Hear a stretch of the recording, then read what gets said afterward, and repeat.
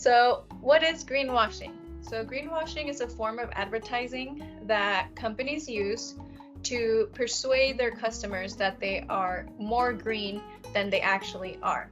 This is seen more commonly in huge corporations, but it can be done at any point in a business's life. It could be done in packaging, in commercials, in their websites, really anywhere where the company is trying to do any sort of public relations, greenwashing can be done. There are 4 different types of greenwashing that I have laid out. It is pretty prevalent in marketing in general, so we'll go into those. But before we do that, I do give a lot of examples of companies that we are familiar with. These are cute. One of the first questions is, who is the biggest plastic polluter? So look at your Menti on the phone or on the website, and you can vote, who do you think is the biggest plastic polluter? I have 4 companies here that are the biggest in this. Nice, everyone voted. So yes, so actually Coca-Cola is the biggest plastic polluter. It has been for the past 4 years, topping the charts for plastic pollution. And these are actually in order. So Coca-Cola is the first, PepsiCo is the second, Unilever is third, and Nestle is fourth. I find it really interesting that most of you thought Nestle. Nestle is huge, but Coca-Cola takes the prize on this one. So let's take a look at the different types of greenwashing. The first one is the most obvious, and it's direct greenwashing. It's right in your face. They tell you, hey, I'm sustainable, I'm eco-friendly, buy me. Like this bottle where it says, hello, I'm a paper bottle. That obviously makes you think it's sustainable, but it was found that it was actually just wrapped in paper, and it was an actual plastic bottle, right? We've seen a lot of compostable products come in packaging. Like this mailer here says, hello, I'm 100% compostable. That's directly telling you like, hey, I'm sustainable. But when it comes down to it, it's only compostable in industrial composting. So where this mailer is actually going to end up is in the trash, right? Because most of us can't, some of us don't even compost at home. And if we do, this mailer is not compostable in that case. So it's greenwashing because they're telling you they're sustainable when indeed they are not. There's also indirect greenwashing, and this can be seen a lot in bigger corporations and bigger brands like Coca-Cola, for example. It's not saying, hey, we're sustainable, but it has the green label, which we associate with sustainability. It has the word life, which I don't even understand why it's there, but life, it gives you those feelings of eco-friendliness, that you're doing something good by purchasing this product, right? Dairy Pure here, you don't have eco-friendly milk, right, on the packaging, but you have a picture of a farm. You have real milk, and you have like the clouds and everything making you feel like this is more sustainable than it actually is. Dairy being one of the highest polluting industries in the world. And then you have H&M, which is one of the biggest fast fashion brands. If you don't know about fast fashion, that's a whole presentation in itself, but it is the second leading most polluting industry in the world. And you have here H&M with the tree coming out of their shirt, right? So it makes you think indirectly. It's not saying this shirt is eco-friendly, but it's making you think in that way so that you are more likely to support them. And then we have incognito greenwashing. So we have here on the left honest tea. You have it in a glass bottle, the name honest tea, you have organic. Everything makes you think that this is actually a sustainable product. But when you look in the back, in the fine print, you can see that this is actually a Coca-Cola owned brand. So incognito is referring to when big, huge corporations, the big giants like from the quiz, right? PepsiCo, Coca-Cola, Unilever, are actually making these smaller brands that seem more sustainable, more mom and pop sort of feeling, so that you feel like you're actually helping when you're buying these products. Same thing with Seventh Generation. This is actually a plastic bottle wrapped in cardboard again, but not only that, it makes you feel like this is a sustainable brand when really it is owned by Unilever, which is one of the highest plastic pollutants, right? Number 3. So this is the incognito side. Another aspect of this is when a big brand like H&M, for example, has an eco line or a conscious line. Like everything else is unsustainable, but they have a few jeans and a few dresses that are conscious, right? So they're kind of trying to get into the sustainability market without being sustainable. And lastly, there's political greenwashing, and this one really exploded during 2020 with the whole Black Lives Matter movement. Every single corporation now has sort of like human rights or ethical page on their website. Nestle has this sustainability page, and specifically for human rights, it's been at the core of their culture, when really they've been facing so many lawsuits left and right of child slavery for the cacao, of dead fish from their pollution of their production of the rivers, and rainforest destruction, right, for their palm oil in the products. So political greenwashing is probably one of the worst, and it's one of the ones that's least looked at from a sustainability perspective, because this really has the highest toll on humanity, right? When we are supporting these companies because they say they're doing good, but they're actually hurting the communities that they are working around, and overall humanity in general. So that was a brief overview of the 4 different types of greenwashing. I know I went a little fast, but I will summarize with the red flags as well, so that you can have those in the back of your pocket. But first, I wanted to kind of there's a leaderboard. So Tweedo is winning right now.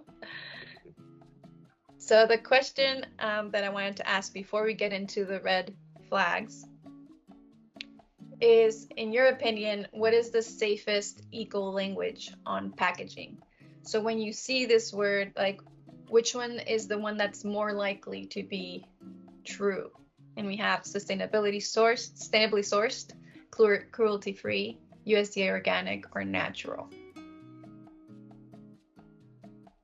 Nice. Okay, so we have what I expected: sustainability sourced and USDA organic as the most safe.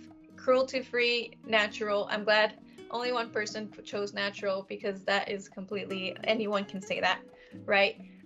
Unfortunately, sustainably sourced and cruelty-free are also not regulated by any form of government or certification company. The only one that's actually regulated is USDA organic, and there are obvious complicated issues with this label of USDA organic, but when it comes to these 4, it is the safest eco language. So you know that it had to go through some sort of certification to get that label. We can go back to the red flags, right? Keeping this in mind, watch out for fluffy language. Words like natural, eco-friendly, green, all of those, like I mentioned, are not regulated by anyone, so they really don't mean anything.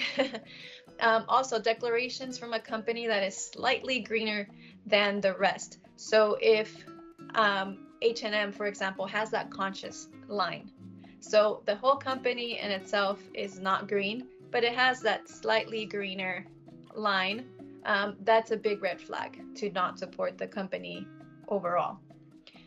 Greening of dangerous or inherently unsustainable products. So dangerous, like green packaging on cigarettes, for example, or BP having their whole branding be green and yellow, when BP is the biggest like oil producer, right? That's a red flag. If it sounds too good to be true, it probably is. Okay, that's just for everything in life. Providing no proof of claim. If they're like, we're the most sustainable fast fashion company, but don't have the data to prove it, that's a big red flag. Emphasizing one tiny green attribute when everything else is dirty. So if, for example, Nestle would say, hey, which they did, this plastic bottle contains 15% less plastic. So out of like the wholeness of all their plastic bottles, this one has 15% less plastic. That's a tiny green attribute in the grand scheme of things of what Nestle does, right? Big red flag. Companies that aren't transparent and open. If a company is being sustainable, it wants you to know. So it will tell you. If it's not easy to find, that's a red flag. It's probably because they're not. Now we're going to go into our case study. But before we do that, I have an interesting leaderboard update. Ooh. Android. Let's go. Okay. Question about a cotton shirt. What do you think is the amount of water it takes to make a conventional cotton shirt? And I have here 4 different options. 3, 2, 1. Nice. Okay, so most of you probably have heard of this number already. 3,000, I am rounding up, I think it's 2,800 to 2,900 liters of water. But if you think about this amount, if they say someone should drink 2 liters of water a day to be healthy, this is over 2 years of water for an average person. And that's if you actually drink 2 liters of water a day, which most people don't. But this is an insane amount of water that goes into one cotton shirt. So when thinking about Shane, for example, or Shein, I'm not sure how this is pronounced, Shein. This is a fast fashion company that produces thousands and thousands of clothes every single day. So keep that in mind as we go through this. I'm gonna start a new tab here, little case study on Shane, so that we can go through it together and see if we can see any red flags on their website. So first up, the first thing I see is that there's sales everywhere, right? 15% off, free shipping on orders of 29, which is super low, 60% off, 10% off. All of these are red flags to me, because if you're trying to be sustainable, you are trying to reduce the quantity of amount so that you produce. So if you have all these sales, you're just getting people to buy. Another red flag I see here is the prices. You have this set for $10. That's 2 pieces of clothing for $10. We just mentioned that for one cotton shirt, it is 3,000 liters of water. Just with water, I feel the cost of water should be higher, right? When you try, let's see, if we try to look for the sustainability statement or any sort of what they're doing, you can't really find any sustainability page, right? That's another red flag, because if they wanted you to know they're doing something sustainable, they would put it on their website. So what if we look up sustainability, see if they have any sustainability report. They do have one. This will be interesting. So you can see the report, and we could go through this, but I can already tell there's only 25 pages. These are usually like very long reports. So that's one thing. Then let's see if there's an environment. Community. Ooh. Okay, so Shane does do regular audits. Usually, if the own company does audits for themselves, I don't take them too seriously. But in this case, it's saying that it's rating their suppliers, factories, and warehouses, right? And what I found really funny to hear is that 66% of their suppliers are mediocre, right? As far as like the working conditions for their workers. Only 2% are above outstanding or above average. This is just crazy to me that they can put this, like very poor living conditions, you have 12%, right? So definitely does not pass my sustainability. If you hadn't heard of Shane before, it's definitely not one to support. Now, if we look at the contrast of Outerknown, for example, it's a clothing company. They do have a sell, but if you look at their products, they're really expensive. One thing so we do have past season styles. The sales on the past season styles are not always a bad thing, because it's kind of making sure they get sold rather than donated or thrown in the landfill, right? So they have this whole our story page, right? The journey, and also about us sustainability. So even just with that, they already have brownie points, right? There's not really any red flags here. You have Fair Trade Certified and the Fair Labor Association. They give you stats, like these are green flags, right? Not red flags. You have putting people first, and they have links to the code of conduct, to the supplemental expectations.